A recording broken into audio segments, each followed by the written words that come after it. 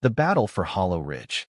The sun was just a faint pink smear on the horizon when Hank Sullivan, a grizzled 73-year-old in faded plaid boxers and bunny slippers, stepped onto his porch with a shotgun slung over his shoulder. It was the first day of deer season in Hollow Ridge, a speck of Tennessee so far from city lights that the stars still called the shots. The air was sharp, the kind that bit your nose, and the scent of pine mingled with the faint grease of bacon from the kitchen. Hank's granddaughter, Ellie, was inside, still rubbing sleep from her eyes, pouring cereal into a chipped bowl, her camo hoodie bunched up around her elbows. Hank had been up since 4:30 a.m., oiling the bolt on his trusty Remington and muttering about city folks who'd rather pet a dog than know where their food came from. He wasn't expecting trouble, not this early, but when he squinted across his property line, he saw them 3 figures, 2 men and a woman, in bright orange vests, clipboards in hand, creeping through the underbrush like they were sneaking into church late. They were about 70 yards in, heads down, measuring something with the kind of focus that screamed trouble. "What in the Sam Hill?" Hank grumbled, peering through his scope. No blaze orange, no hunting gear, just city slickers with no respect for a man's land. Ellie poked her head out, cereal bowl in hand. "Those ain't hikers, Grandpa. They're poking around like they own the place." Hank's left eye twitched, a sure sign of a storm brewing either in the sky or in his temper. "Time to wake the valley," he said, standing slow, deliberate. He raised the Remington and fired 2 clean shots into the air, the blasts rolling through the hollow like thunder. The clipboard crew screamed, flailing backward, one guy tripping over a log and dropping his phone, which Hank later found and laughed at for its NatureLover69 Instagram handle. The woman yelled something about calling the sheriff, and Hank just hollered back, "Go ahead. He's been drinking my coffee since '92. An hour later, Sheriff Tom Wheeler rolled up in his beat-up cruiser, boots caked with creek mud, wearing a grin that said he'd seen this movie before. Hank was back on the porch, coffee in hand, shotgun across his lap, Ellie beside him munching toast like she was at a tailgate. "Morning, Hank," Tom said, climbing the steps. "You shooting at folks again?" Hank tilted his head. "I was shooting at clouds, Tom. If folks were under M, that's their bad luck." The trespassers, now identified as reps from the Pineview Homeowners Association, claimed they were surveying boundaries for community enhancement. One of them handed Tom a glossy pamphlet titled Greening the Wild. Hank snorted. "Only green out here's the moss on my barn, and it ain't for sale." Tom, barely hiding a chuckle, told the HOA to clear out, citing no legal paperwork and a whole lot of Hank's buckshot. The trio scrambled to their SUV, looking like spooked chickens. But the real trouble started after they left. Ellie, helping Hank clean his rifle, spotted something glinting near the Creek Beta survey marker, shiny and new, stabbed into the dirt 50 feet inside Hank's property line. Its pink ribbon fluttered like a taunt. Hank's face went a shade of red that'd make a cardinal jealous. "That ain't supposed to be there," he growled. He marched down, Ellie trailing, and tried to yank it out. The marker didn't budge, sunk deep like it was mocking him. "They're not just nosy," Hank said, scratching his head. "They're bold." Ellie's eyes narrowed. "You think they're trying to steal our land?" Hank didn't answer right away. He just stared at the marker, then at the ridge where his family had hunted, fished, and fought for generations. "I think," he said finally, "someone's getting fancy with fraud." That night, Hank barely touched his supper, his mind churning over easements and zoning laws. Ellie tried to cheer him up with a video of a guy taping a chainsaw to a Roomba, and Hank cracked a smile, muttering, "Now that's a man with vision." But a news alert on Ellie's phone killed the mood. Pineview HOA plans rural revitalization. The article showed Margaret Hensley, the HOA president, posing with a map, a chunk of Hank's land shaded in blue. Ellie zoomed in, her heart sinking. "They're planning to take it by spring, Grandpa." Hank stood, knuckles cracking. "Hell no. We're going to show him what property rights look like." He headed to the barn, flicked on the light, and pulled a tarp off a chest labeled Sullivan Family. Inside were old maps, hand-drawn plats, and a ledger wrapped in oilcloth, signed by a county judge in '57. Hank held it up like a preacher with a Bible. "If they want to play dirty, they ain't ready for how deep our roots go." Ellie fired up her drone the next morning, its buzz like a wasp with a mission. Hank had called it a yuppie spy toy when she bought it, but now he watched her tablet screen, eyes sharp as a hawk's. The drone dipped over the tree line, revealing orange fencing and a flatbed trailer stacked with lumber, plus two guys in hard hats unloading boxes marked Hensley Properties. Ellie zoomed in. They're building something permanent. Hank's teeth ground together. This ain't a mistake. It's a land grab. They drove to town that afternoon, Hank treating the trip like a military op. At the county records office, he slapped down a map older than the clerk's grandpa, demanding to see the latest surveys. The clerk, a kid with a wispy mustache, tried to stall until Hank's glare brought out the manager Pete, an old high school buddy. After some banter about bad knees, they compared maps. The HOA's new survey had shifted the boundary 80 feet, smoothed over with jargon like adjusted setbacks. Hank tapped the altered line. That's theft in a suit, Pete. Back home, Ellie dug online and found Margaret Hensley's new partnership with a Nashville developer, Green Vista Homes, turning rural land into eco-villages with yoga studios and juice bars. The glossy website made her stomach churn. Hollow Ridge's soul was at stake. But the next day, her drone caught something odd, Margaret arguing with a man in a slick suit near the trailer. The audio was fuzzy, but Ellie caught, resoning, deals falling apart. And he doesn't scare me. Margaret looked rattled, not in charge. Hank rewatched the clip 3 times. That ain't HOA business. That's developer dirty dealing. She's just the face. That evening, Margaret called Hank, her voice tight with fake politeness, offering a community discussion. Hank cut her off, asking if she'd ever been stuffed in a tree with legal papers and a shotgun. She hung up mid-sentence. Hank wasn't done. He set up 3 deer decoys on the ridge, painted with ties and clipboards to mock the HOA, then invited his hunting buddies for a shooting range party. The gunfire and laughter spooked a delivery driver, who thought he'd stumbled into a protest. A jogger from Pineview saw the decoys through binoculars, panicked, and posted online about a militia camp. By sundown, local news vans rolled in, followed by Nashville reporters. Headlines screamed, "Retired vet sparks, HOA war zone." Sheriff Tom showed up again, less amused this time. "Hank, you're making it easy for them to call you unhinged." Hank handed him a plate of deer jerky. "They've called me worse. Might as well earn it." Hank Sullivan leaned back in his rocking chair, the creak of old wood blending with the crickets outside. The media frenzy had turned Hollow Ridge into a circus, and Hank wasn't one for clowns. The news crews had left tire tracks in his pasture, and Ellie was still fuming about a reporter who'd called their cabin rustic, like it was an insult. But the real sting came from the quiet that followed. 2 days without a peep from the Pineview HOA felt like the calm before a twister, and Hank's bones ached with suspicion. Ellie was up early, her drone buzzing over the ridge like a loyal hound sniffing for trouble. She'd saved every frame of footage, cataloging it like a librarian with a grudge. Hank watched her work, sipping coffee from a mug that read Vietnam vets for peace, a gift from his late wife, Mary, who'd had a knack for finding humor in his contradictions. "You sure that toy's worth the money?" he asked, nodding at the drone. Ellie grinned without looking up. "This toy caught those suits red-handed, Grandpa. Worth every penny." The screen flickered, showing the disputed zone where the survey marker still stood, defiant as a middle finger. Beyond it, the orange fencing had multiplied, and a new pile of steel beams sat next to the flatbed trailer. 2 workers in hard hats were unloading crates, their vests emblazoned with Hensley Properties.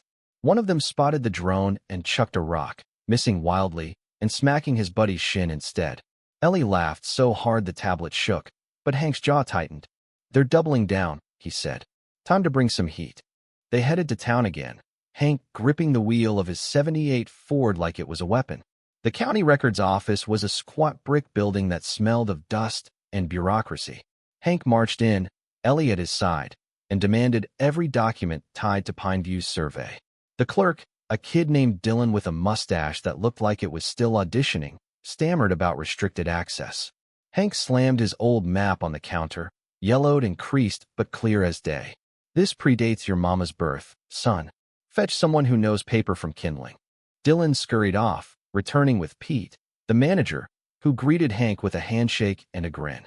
"Still stirring up trouble, Sullivan?" Pete teased, but his face sobered when he saw the map.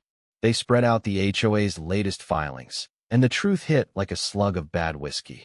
The boundary had been redrawn, not just shifted, but polished with terms like community buffers to mask the theft of 80 feet of Hank's land. Pete shook his head. This ain't right, Hank. Looks like someone's playing fast and loose with the county. Back at the cabin, Ellie dove into her laptop, her fingers flying. She found Green Vista Homes' website, all sleek photos of sustainable hamlets, with yoga pavilions and electric car chargers. Buried in the fine print was a partnership with Margaret Hensley, Pineview's president, who'd signed on to modernize rural land. Ellie clicked through artist renderings of Hollow Ridge transformed into a gated community with coffee shops and dog parks. They're erasing us, she whispered. Hank was cleaning his Remington, his movements slow and deliberate. They can try, he said. But this land's got more fight than their spreadsheets. The next morning brought a new twist. Ellie, reviewing drone footage, spotted Margaret Hensley at the construction site, arguing with a tall man in a black suit and sunglasses. The audio was garbled by wind, but Ellie caught fragments. Accelerate the rezoning. Deal's crumbling. And he won't scare me. Margaret's face was tight, her gestures sharp, not the confident HOA queen from the news. Hank leaned over the tablet, eyes narrowing. She's not calling the shots. That suits the one with the leash. That evening, Margaret called Hank, her voice syrupy with forced calm. Mr. Sullivan, can we discuss this like neighbors? Maybe a community meeting to clear the air. Hank put her on speaker, letting Ellie hear. You ever been stuffed in a hollow tree with a shotgun and a stack of deeds, Mrs. Hensley? He asked. That's my kind of meeting. She hung up before he could mention his stand-your-ground squirrel policy. Hank wasn't one to sit idle. He dragged 3 old deer decoys from the barn, painted them with cartoonish ties and clipboard sewn, even got a comb-over to mock Margaret's husband, Roger Hensley, and propped them on the ridge. Then he called his hunting buddies, a trio of grizzled old-timers who showed up with rifles and a cooler of beer. The shooting range party was loud, the gunfire echoing, the laughter louder. A delivery driver, spooked by the decoys, nearly crashed his van, muttering about hillbilly protests. The stunt backfired when a Pineview jogger spotted the decoys through binoculars and posted a frantic warning on the town's Facebook page. Militia forming near Hollow Ridge. Guns and hostility. By noon, news vans were back, cameras rolling, headlines screaming retired vet turns land dispute into standoff. Sheriff Tom pulled up, his cruiser's tires crunching gravel. He climbed the porch steps, looking more tired than amused. Hank, you're handing them a narrative. They're calling you a loose cannon. Hank offered him a strip of deer jerky. They trespassed first, Tom. I'm just decorating my property. Tom sighed, glancing at the decoys. Cool it, or they'll have the county painting you as a nutcase. That night, Hank barely slept, his mind racing. Ellie stayed up too, editing drone footage into a video she planned to post online. If they won't listen to reason, maybe the internet will, she said. Hank wasn't sold on social media, but he trusted her fire. She titled the video The Hollow Ridge Heist and uploaded it, the views climbing by the minute. The next morning, a sharp whistle cut through the hollow, followed by a metallic clang. Hank grabbed his binoculars, spotting a man in khaki with a badge creeping toward his hunting blind. Ellie's drone confirmed it, catching the guy tossing a bag of raw meat near the blind's base.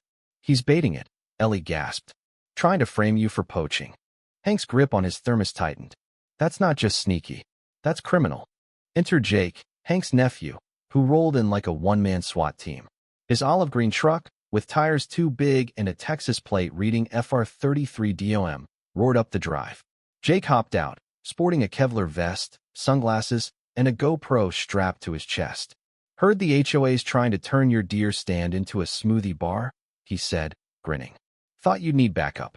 Hank didn't smile, but his eyes softened. Just keep the explosives in Texas, Jake. Jake laughed, patting his truck. Only brought the essentials, drones, trail cams, and 6 feral hogs. Best alarm system there is. By sundown, the Sullivan homestead was a fortress. Jake rigged trail cams and motion sensors along the ridge, strung LED tripwires, and tethered the hogs near the barn, their grunts like a war drum. Ellie filmed it all, narrating like a wildlife host. Here we see the American redneck, fortifying his land against bureaucracy. But the real find came in the root cellar, behind dusty jars of Mary's peach preserves. Ellie and Jake uncovered a wooden box, its padlock rusted shut. Inside were maps, deeds, a half-empty bottle of moonshine, and a parchment from 1897, signed by Hank's great-grandfather. The bottle was the prize, its glass etched with land boundaries, a liquid deed from a time when judges settled disputes over a drink. Hank held it up, sunlight glinting off the lines. "This is how we proved our claim before computers," he said. "Take it to court, let the judge pour a shot, and shake on it." Ellie stared, awestruck. This could stop them. Jake grinned. "If not, it'll knock out a developer or two." They lit a bonfire that night, not for victory, but for grit. Jake spun tales of his army days, half-true at best, while Hank recounted hunting trips with Margaret's dad before he traded dirt for a suit. Ellie listened, realizing this wasn't just about land, it was about roots, about who they were. Hank stood, firelight catching his eyes. "This ain't just dirt. It's where your grandma planted roses, where I taught your mom to shoot, where we buried our old hound. They want to erase that, but every inch has our blood in it." The wind carried pine and smoke, and one of Jake's hogs snorted, punctuating the moment. Ellie nodded. "Then we load every map, every bottle, and every story into our fight." Jake raised a mason jar. "To land, blood, and hogs that bite." The morning sun crept over Hollow Ridge, casting long shadows across the frost-kissed grass. Hank Sullivan stood on his porch, coffee steaming in his chipped thermos, eyes scanning the ridge like a general before battle. The quiet was unnerving, like the woods themselves were holding their breath. Jake, his nephew, was already out doing what he called a perimeter sweep, which meant pacing the property line shirtless, binoculars swinging, and a thermal scanner in hand like he was hunting aliens instead of HOA suits. Ellie was inside, hunched over her laptop, stitching together drone footage and old maps for a new video she hoped would go viral. "People love an underdog with hogs," she'd said, and Hank let her run with it, though he still trusted dirt over Wi-Fi. Around noon, a sharp whistle pierced the hollow, followed by a clang of metal on metal. Hank's head snapped up, his grip tightening on the thermos. "That ain't no bird," Jake called from the tree line, already moving toward the sound.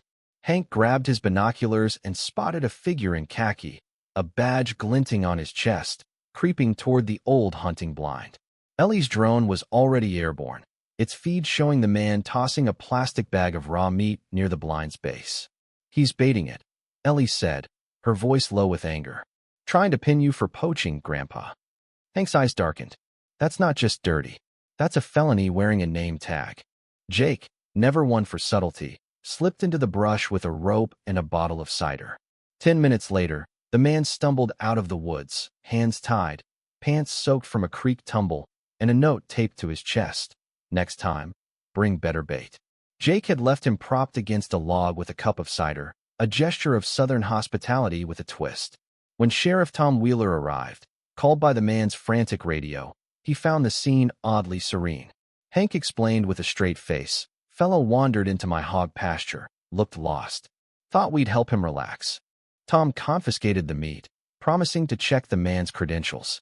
"This smells like HOA games," he said, shaking his head. "Not the fun kind with lemonade stands." He gave Hank a look that said, "Keep it clean, but don't stop fighting." That night, chaos erupted up the ridge at Pineview's model homes. Flashing lights and shouting reached the Sullivan cabin just before midnight. Hank, Ellie, and Jake piled into the truck and followed the noise. What they found was a scene straight out of a comedy gone wrong. One of Jake's hogs, a beast named Brutus, had escaped and crashed a Pineview mindful movement event, complete with candles and a decorative fountain. Brutus had toppled benches, trampled succulents, and knocked over a table of essential oils, sparking a small fire that charred a pergola and 3 shrubs. Margaret Hensley stood amid the wreckage, mascara streaked, accusing Hank of livestock terrorism. Hank crossed his arms. "That hog's got more sense than your yoga committee. If he wanted your hut gone, it'd be ash." Jake offered to tranquilize Brutus, but Tom vetoed it. "No darts," he said. "Last time, your cousin shot a mail truck by mistake." Ellie, ever vigilant, spotted something in the chaos. A scorched box half buried near the fountain, labeled Hensley Holdings. It wasn't HOA property, it belonged to Margaret's husband, Roger. Inside were rezoning proposals, backdated emails, and a note promising a developer a 5-figure bonus per acre rezoned before the county meeting.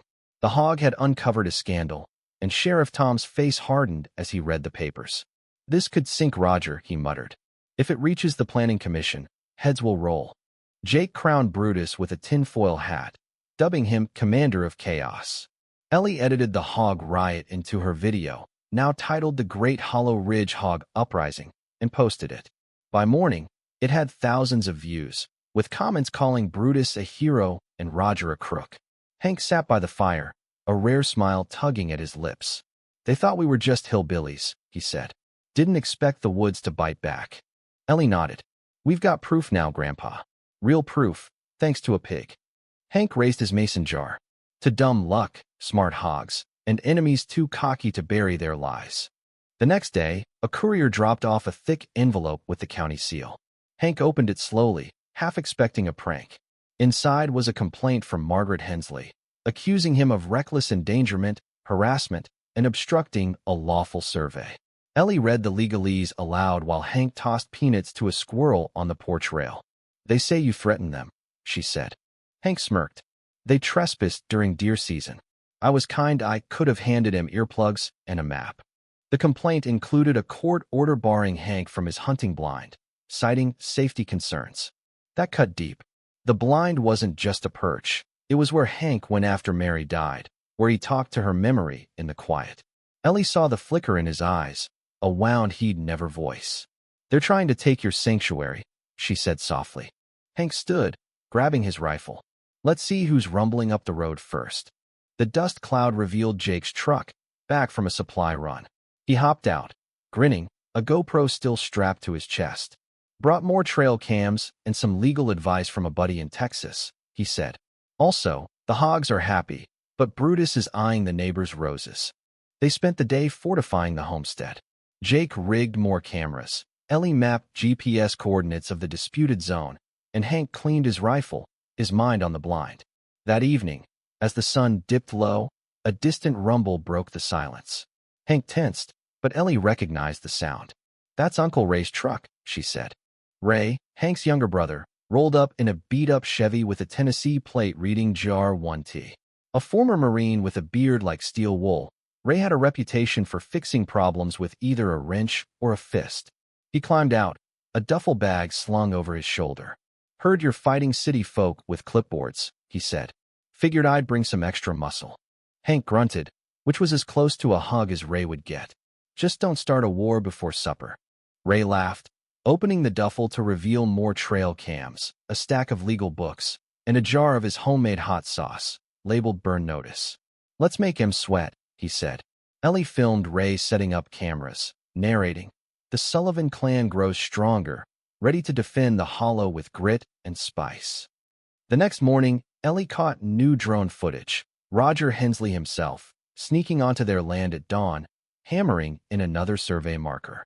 The audio picked up his muttering about bonuses and zoning votes. Ellie showed Hank, who rewatched it twice, his face like stone. "He's not just stealing," Hank said. "He's selling us out for a paycheck." Ray leaned in, eyes glinting. "Let's send him a message he can't ignore." They set up a new trap, a motion sensor speaker blasting Ray's favorite Johnny Cash song near the marker. When Roger returned that night, the music spooked him, and he tripped into a mud patch, leaving his fancy loafers behind. Ellie's trail cam caught it all, including his cursing as he fled. The video went into her growing collection, each clip a nail in the HOA's coffin. But the HOA wasn't done. A new article appeared online, accusing Hank of escalating tensions and endangering the community. Margaret's face was plastered across it, her expression pious as she talked about safety first. Ellie scrolled through the comments, seeing neighbors split. Some called Hank a hero, others a menace. "They're turning the town against us," she said. Hank shrugged. "Let him talk. Truth don't need a cheerleader." That night, they gathered around the fire again, the air thick with pine and resolve. Ray told stories of bar fights and boot camp, while Hank shared memories of Mary teaching Ellie to fish in the creek. Ellie listened, her laptop open, the video's view count now in the tens of thousands. "We're not just fighting for us," she said. "It's for everyone who's had their home threatened by money and lies." Hank nodded, his voice low. This land's our story. Every tree, every rock. They can't rewrite that without a fight. Brutus snorted from his pen, as if in agreement. Ray raised his jar of hot sauce. To roots, hogs, and making M run. The Hollow Ridge Courthouse was a no-frills affair. A single room with peeling paint, a flickering fluorescent light, and a judge who looked like he'd rather be casting a line in the creek than hearing land disputes. Hank Sullivan walked in like he owned the place, sporting a camo tuxedo jacket over his best jeans and a BOLO tie with a tiny deer skull etched in silver. Ellie followed, lugging a duffel bag stuffed with documents, drone footage, and the moonshine bottle wrapped in velvet like a relic. Ray brought up the rear, dressed like a discount secret agent in mirrored sunglasses and a Bluetooth earpiece that connected to nothing but his ego. They weren't just there to argue, they were there to make a stand. Across the aisle, Margaret Hensley sat rigid in a navy suit, her lawyer gleaming like a showroom car. Her husband, Roger, was conspicuously absent, whispers circling that he'd tried to bolt to Costa Rica but got snagged at the airport on a watch list. Margaret fiddled with her necklace, shooting glares at Hank like he'd personally torched her rose garden. Ellie caught her eye and gave a small, defiant nod. This wasn't just about land, Anna Maria, it was personal. The judge, a grizzled man named Hargrove, banged his gavel and called for opening statements. Margaret's lawyer launched into a polished tirade, painting Hank as a reckless vigilante endangering Pineview's vision of community harmony. He cited the warning shots, Brutus the Hog's rampage, and the decoys mocked up as HOA members. Ray leaned over to Hank, whispering, "He forgot the part where they trespassed and tried to swipe your land." Hank nodded. "We'll remind him in round 2. When it was Hank's turn, he stood slow, his boots scuffing the worn floor. He locked eyes with Hargrove, a man he'd once shared a deer stand with. "Your Honor," Hank began, his voice steady as granite, "they're not just fining me. They're trying to erase me and mine." He held up the moonshine bottle, its etched boundaries catching the light. "This ain't just liquor. It's a deed from before computers, before fancy suits decided land could be sold with a smile and a PowerPoint." Ellie rolled in a monitor, playing her drone footage. Roger Hensley arguing with a developer near the creek. Timestamps clear, voice analysis picking up, rezoning, and bonuses. She followed with a surveyor's report, confirming the HOA's marker was 60 feet inside Sullivan land. The evidence landed like a haymaker. Hargrove squinted at the screen, then at the report, his frown deepening. Ray stood, adjusting his useless earpiece for effect. "Apologies, Your Honor, but we've got new footage." Ellie queued up a trail cam clip, showing Roger sneaking onto their land at night, hammering in markers, muttering about zoning votes. The courtroom buzzed, Margaret's face paling to the color of skim milk. Her lawyer blinked, then stammered for a recess, but Hargrove waved him off. "Let's get this straight," the judge said, leaning forward. "The HOA's accusing Mr. Sullivan of endangering folks, based on survey lines that were, at best, wrong, and at worst, planted by Mr. Hensley on private land without permission." Margaret's voice was barely audible. "I didn't know, Your Honor. I told Roger to follow the rules." Hank looked at her, his gaze cutting. "Funny thing about rules, Mrs. Hensley. You skipped them till you got caught." Hargrove tapped his desk, his voice firm. "I'm issuing an injunction against all HOA development in the disputed zone. This needs a full review by the County Land Commission, with every scrap of history you've got." He glanced at Margaret. "And I suggest your association takes a hard look at its leadership." The gavel fell, and Ray let out a whispered hot damn. Outside, reporters swarmed like flies on a picnic. Hank stayed quiet, letting Ellie step up. "This isn't just about our land," she told the cameras, her voice clear. "It's about good folks getting pushed out by money and bad faith. We fought because we had to, and because Grandpa would have haunted me if I didn't." The crowd laughed, but her words stuck, spreading online like wildfire. Back at the cabin, the mood was lighter than it had been in weeks. Ray grilled venison steaks. Ellie popped open a bottle of sparkling cider, and Hank pulled a dusty bottle from a hidden shelf, labeled for victories only. The fire crackled, stars winking above like proud kin. "We've got more work to do," Hank said, boots propped on a stump. "But it feels good to make him flinch." Ellie laughed. "Think Margaret will quit?" Hank shrugged. "She might, or she'll pin it all on Roger. Either way, we've got enough dirt to keep him off our backs. Ray raised his glass. To strategic hogs and old bottles. Ellie added, to crazy uncles and a camo tux that made history. The celebration was cut short the next morning when a new article dropped, accusing Hank of inciting rural unrest. Comments online were a battlefield. Half the town hailed him as a folk hero, the other half called him a menace. Ellie scrolled through, her jaw tight. They're still trying to spin it, Grandpa. Let him, Hank said, cleaning his rifle. Spinning don't change facts. 3 days later, Margaret showed up at the cabin with a rhubarb pie and a handwritten note. Ray answered the door, eyeing her like she might be wired with dynamite, then called for Hank. Hank took the pie, read the note, and gave a curt nod. She's not the root of it, he told Ellie later. Just a branch caught in the wrong wind. Roger, meanwhile, had vanished. Rumors said he was lawyered up, facing probes for zoning fraud and bribery. Whispers of his shady deals in other towns surfaced, but none had a Brutus to bring them down. The Sullivan land settled into a cautious peace. Hank and Ray tore down the extra fencing, restoring the property's natural lines.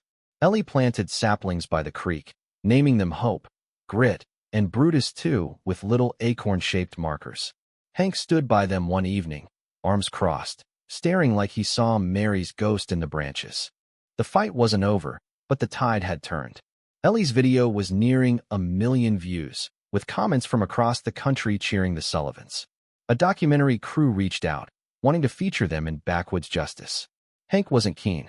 Don't need Hollywood sniffing my woods, he grumbled, but he was proud of Ellie, her fire carrying the family name forward. One afternoon, Hank called Ellie to the barn. He opened the gun cabinet, pulling out a small case wrapped in flannel. Inside was a pink camo rifle, polished and ready. Ordered this 2 seasons ago, he said. Meant to give it to you when you passed your hunter's test, but you earned it early.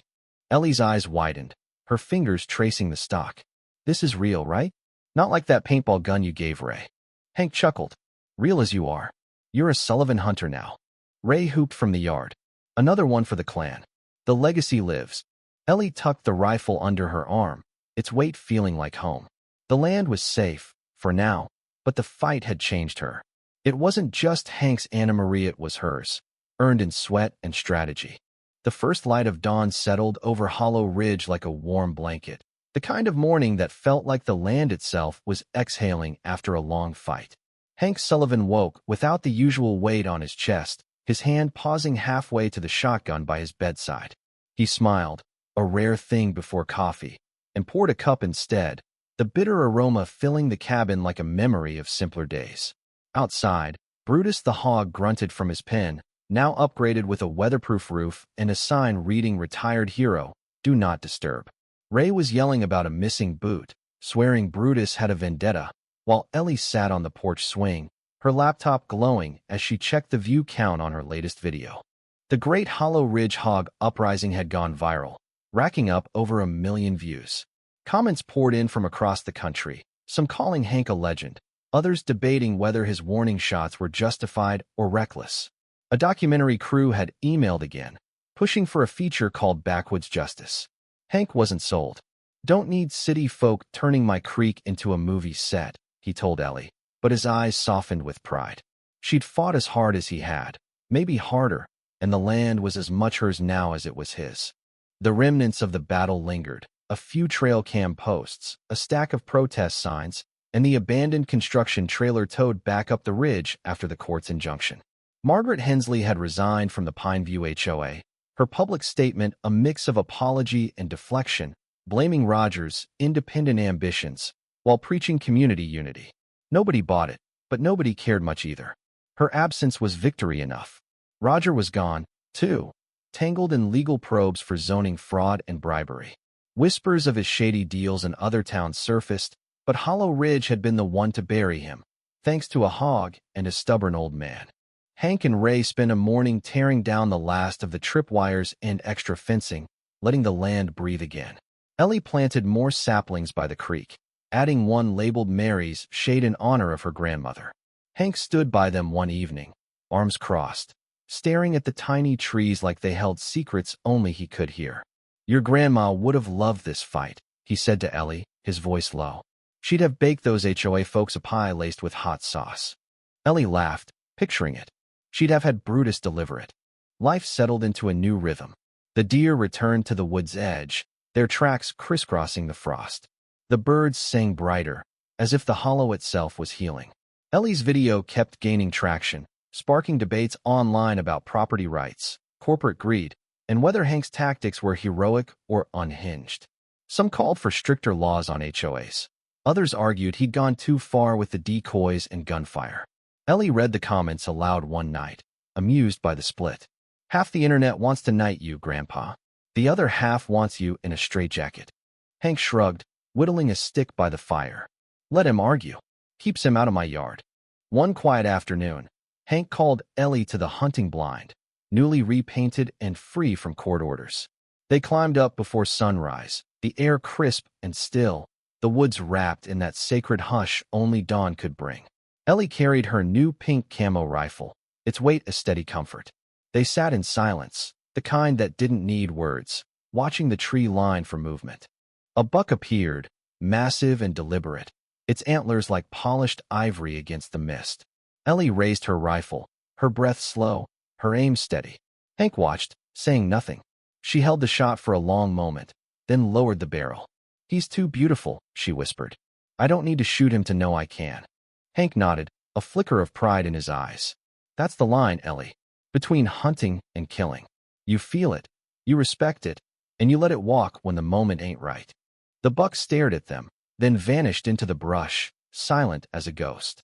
They sat a while longer, the woods waking around them. Hank leaned back, his voice soft.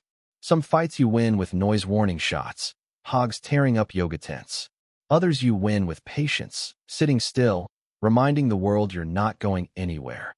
They climbed down, packing their gear, the blind standing proud against the ridge. Ellie looked out over the land, seeing it not just as Hank's, but as hers earned through maps, drones, and a hog named Brutus. Back at the cabin, Ray was stringing up lights for an early winter barbecue, wearing an apron that read Grill Sergeant. Brutus snorted from his pen, content with a bucket of apples. Hank settled onto the porch, hat low, watching the scene unfold like a man who'd seen enough storms to savor the calm. The war was over. The Sullivan land was secure, its boundaries reaffirmed by history and grit. The HOA's plans had crumbled, Roger's schemes exposed, and Margaret's ambitions reduced to a rhubarb pie and a note. The County Land Commission was reviewing every Pineview filing, and new rules were proposed to curb HOA overreach. Ellie's video had sparked a movement, with folks across Tennessee sharing their own stories of fighting bureaucracy. The Sullivans had won not just for themselves, but for anyone who'd ever faced a clipboard-wielding bully. As the barbecue kicked off, neighbors arrived with casseroles and beer, swapping stories of the hog, uprising, and Hank's camo tux. Ray told an exaggerated tale of Brutus charging the yoga tent, while Ellie played her video on a loop, the crowd cheering at the clip of Roger tripping in the mud. Hank stayed quiet, sipping from his victory bottle, but his smile said enough. Ellie stepped onto the porch, her rifle propped by the door. We did it, Grandpa, she said. We kept the hollow. Hank looked out at the ridge, the saplings catching the last light. We didn't just keep it, he said. We reminded him who it belongs to. You, me, Ray, even that damn hog. This is our story, written in the dirt. The fire crackled, the stars bright above. Ray raised a toast to land, blood, and hogs that fight. Ellie added, to roots deeper than any survey line. Hank just grunted, his eyes on the horizon, knowing the land was safe, the legacy intact, and the future theirs to hold. The Sullivans had faced down greed, lies, and a system that tried to erase them. They'd won with history, cunning, and a pig who'd stumbled into heroism. Hollow Ridge was theirs, not just in deed but in spirit, a testament to those who stand their ground and refuse to be moved. What did you think of the Sullivans' fight for Hollow Ridge? Hank's warning shots, Brutus the hog's chaos, and the battle against the HOA's land grab sparked a lot of debate. Some see them as heroes, others as reckless. Where do you stand? Should Hank have fired those shots, or was there a better way? How do you view the role of force in defending what's yours, and what does justice mean when bureaucracy turns predatory? Drop your thoughts in the comments below. I'd love to hear your take on this clash of roots versus greed. Share your stories. Too, have you faced injustice in your own backyard?